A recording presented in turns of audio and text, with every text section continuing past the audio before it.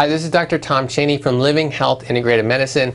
In this video, I want to answer the question, which is better for type 2 diabetics, sugar or artificial sweeteners? It's kind of a trick question because really neither one of them is good for type 2 diabetes. We know that consuming sugar is going to elevate sugar, it's going to create more insulin resistance. And what many diabetics don't know is that artificial sweeteners can create issues as well. And I want to share some of the recent research with you that talks about how artificial sweeteners affects blood sugar. And we've got one of the studies that was done back in 2012, it was published in the Journal of Clinical Nutrition, actually showed that drinking one diet soda per week, so artificially sweetened diet sodas, drinking just one of them per week increases your likelihood of becoming a diabetic by over 33%.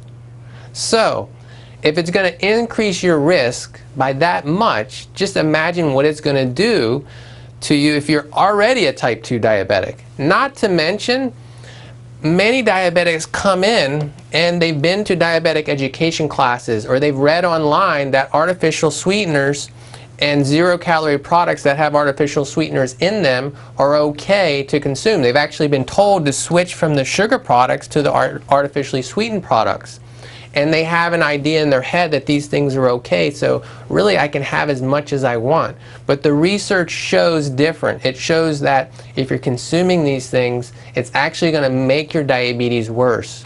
And I have this paper that was just recently published, 2018, this is hot off the press. And what this study shows is that it leads, the consumption of these artificial sweeteners, it leads to different metabolic imbalances, specifically in the liver and in the gut, which then contributes to high sugars.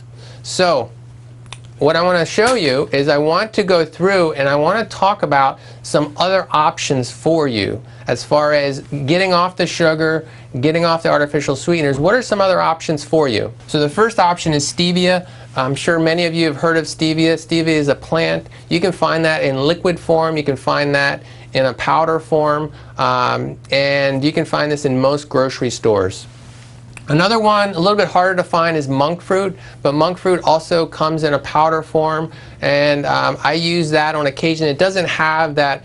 A lot of times patients, they complain of a bitter taste or just like a metallic taste with stevia, whereas monk fruit, I don't get that as much. You can order this online. You can find this for sure online. A little harder to find in most of the grocery stores. And then the third one, inulin. Inulin is something that it's a prebiotic fiber, and so this is something that we carry in the practice for patients. Something you can also find online. Also to be used as a substitute for sugar or artificial sweeteners. And I hope you got some great information from this, and if you have any questions, go ahead and leave them down below. Share this if you feel like somebody else that you know could benefit from this information, and I'll see you in the next video.